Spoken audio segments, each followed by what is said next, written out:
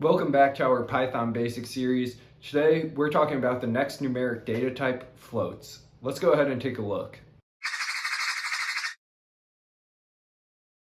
All right, we're back in Visual Studio Code so we can take a look at floats. So as we know, a float data type represents the floating point number. Floats are used to represent real numbers, and it's written with a decimal point dividing the integer and fractional parts. First, let's look at creating a variable and assigning it to a float data type. Just like with all variables, we can create one and set it equal to a value. The syntax for floats is very similar to integers, except you include the decimal point. So for example, we can create the variable x and set it equal to the float 7.7. If we print x, as well as print the type of x, we see that it returns 7.7 and that it's a float. As a reminder, both integers and floats are numeric data types. The only difference is the decimal point and the fractional part. For example, if we come in our code and create two variables, set x equals 5 and y equals 5.0, these are technically the same number.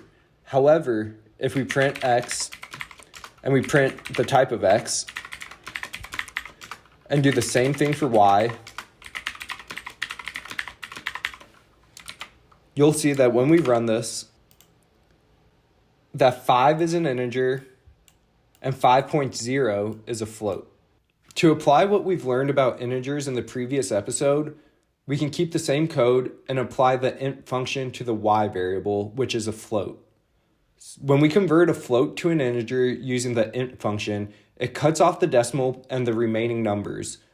This means that even if we had a value of 5.9, it would convert it to 5 and not round it up to a 6. To showcase this, let's go ahead and create a new variable named z and set it equal to the int function of y.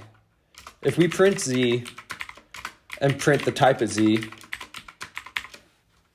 and then give this a run, you'll see that it converted the float to an integer and the type is an int. This is a great segue into the float built-in function. The float function is used to return a floating point number from a number or a string. This is very similar to the int function, so we can do a couple of examples. Within our code, let's go ahead and comment this out. If we come down and create a new variable x and use the float function, we can pass in an integer like 5.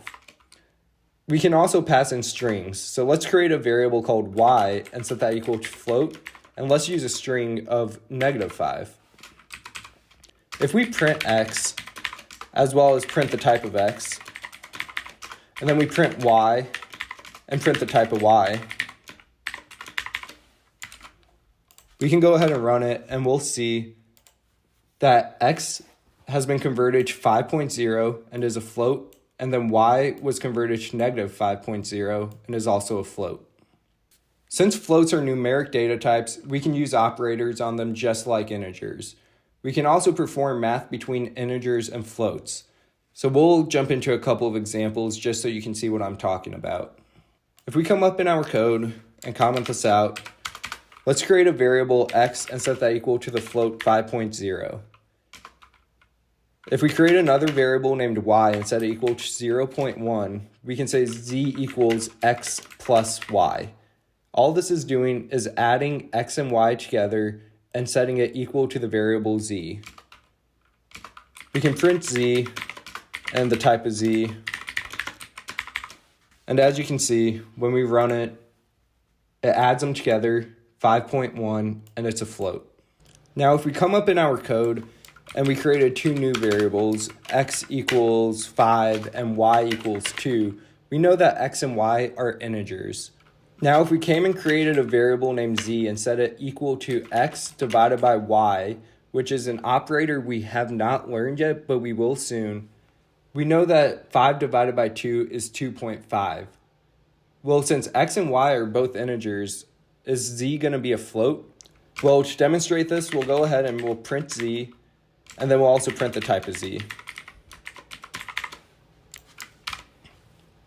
When we run this, we'll see that z is now equal to 2.5 and it is a float. This about covers the absolute basics on floats. The following information is just going to demonstrate to you how you can further utilize the capabilities and give you a stronger understanding of this data type. With floats, values are represented as 64-bit double precision values. What this means is that unlike integers, floats do have a maximum value of just under 1.8 times 10 to the 308th. Let's go ahead and just clear everything for now.